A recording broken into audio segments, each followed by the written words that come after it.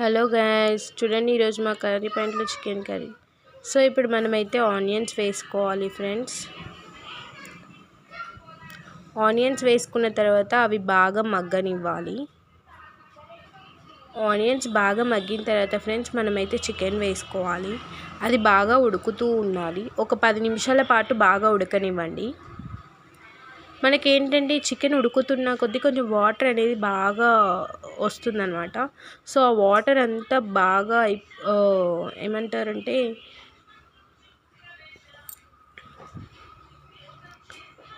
అలానే వాటర్ వచ్చి బాగా ఉడికిన తర్వాత చికెన్ అంతా కొంచెం మంచిగా ఉంటుందంటే కొంచెం గట్టిగా అనేది అవుతుంది. సో ఇప్పుడు మనం ఏంటంటే కారం వేసుకోవాలి ఫ్రెండ్స్. ఫస్ట్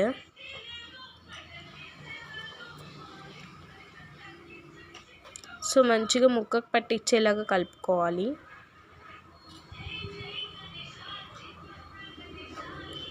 కొంచెం అయితే మనకు టేస్ట్కి తగ్గినంత సాల్ట్ వేసుకోవాలి.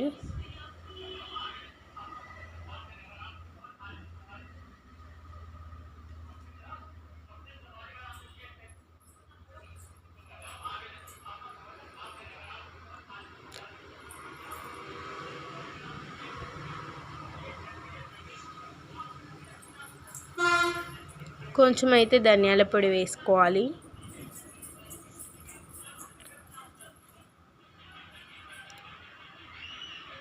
కొద్దిగంత గరం మసాలా వేసుకోండి ఫ్రెండ్స్.